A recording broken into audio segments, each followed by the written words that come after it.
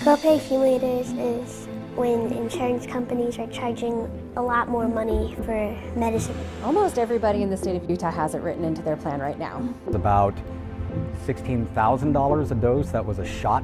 I felt like the insurance companies are doubling up, taking their money and my money, but not letting their money count. No. It is more important to us to have an increase in our profits than it is for your daughter to stay alive.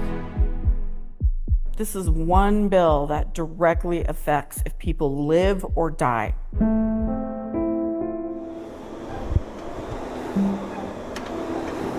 CrossFit is not for the faint of heart. Former runner Vince Massa would know. Sets of 30, 3 rounds. For Vince, life has been a marathon. Not so much a sprint like his high-intensity workouts. He's been living with Crohn's disease since 1996. It was very sudden and very severe. By the time they diagnosed it, I had lost 40 pounds in the matter of a couple of weeks. I was hospitalized and I had my first bowel resection shortly after that. Crohn's is the chronic bowel disease that inflames the lining of the digestive tract. It can be life-threatening if not treated properly. For whatever reason, whatever medication they put me on, I would either have really bad side effects or it just wasn't effective. And so I started burning through the list of options very quickly. For a while, Vince was taking an injectable priced at $16,000, a shot that had to be refrigerated and administered every 7 weeks. Though it was expensive, it helped manage his symptoms, and the company he worked for paid with it with its self-managed healthcare program. A lot of times we had to go to our doctor. He had to write letters to them explaining why the medication was needed, my past where other medications didn't work, and how basically if I didn't get the medication, it would mean surgery again, which the surgery is very, very expensive. Eventually, Vince's company told him they could no longer afford to pay for the $16,000 injectable. So he sought out private insurance, but after a while, his out-of-pocket expenses became difficult to manage. As time went on over the last 3 years, that went from $1,500 a month to $1,800 a month to this year it would have been $2,600 a month, which we just couldn't even afford that. Vince got word that beginning this year, the insurance company would not allow the money that comes from his prescription assistance program to count toward his deductible. This is called a copay accumulator.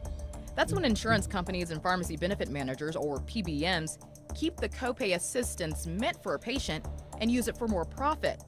The assistance a patient would be receiving does not count toward their deductible or out-of-pocket cost. They said, oh, we'll still take the money from the prescription companies, but it's not going to go to your copay. You're still going to be responsible for that. And it's like, so why even take the money from the insurance company or from the prescription company then? Here's a different way to explain what a copay accumulator is. Say you're a student and your college tuition is $10,000 and you receive a $3,000 scholarship award. Now you think your new cost is $7,000. But the college takes your scholarship and doesn't apply it toward your final tuition cost. Now the college tells you, the student, you still owe $10,000. That's how copay accumulators work. Almost everybody in the state of Utah has it written into their plan right now. And that is a sad truth of where we're at today. Meet Rebecca Yates, founder of ARC Insurance Solutions. She's an insurance broker, someone who helps you decide what type of insurance you need and what kind of coverage. She works with folks like Vince who are often surprised when their costly medications that were largely covered thanks to pharmacy assistance become unaffordable. This, by definition, group of people have to be at a certain income level to qualify for those coupons. And so to go to them and say, you're now responsible for the skyrocketing costs of medications, it doesn't make any fiscal sense and it doesn't make any moral sense. As of January, over 90% of our market is participating in copay accumulators. So how can you tell if your insurance plan has a copay accumulator? Well, that's the tricky bit, is they aren't going to outline in your contract, we have a copay accumulator. There is no place in your contract where it just says, we apply a copay accumulator. You would either have to call them and ask about your particular medication and how that will be applied. And the way you would address that is, hi, I am taking this particular medication. If I receive a coupon, does it get applied to my deductible and out-of-pocket maximum? Those are the questions you specifically have to ask. But you can't look through your paperwork and know. During the 2023 and 2024 legislative sessions, I talked to Senator Curtis Bramble about the bills he sponsored that would ban copay accumulators in Utah. The legislation has failed 4 times in the past. Yates is hoping for a better outcome next session.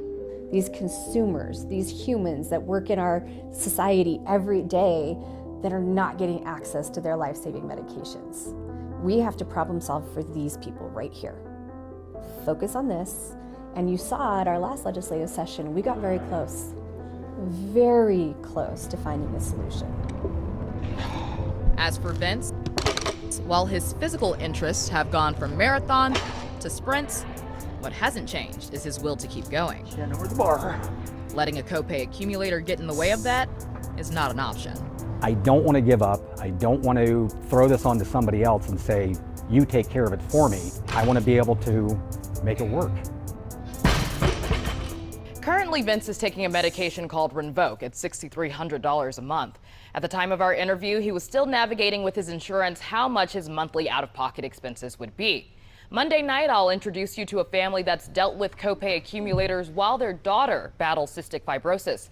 We'll also take a look at how some other states were able to ban copay accumulators and what Utah can learn. Robin Oginye, Fox 13 News, Utah.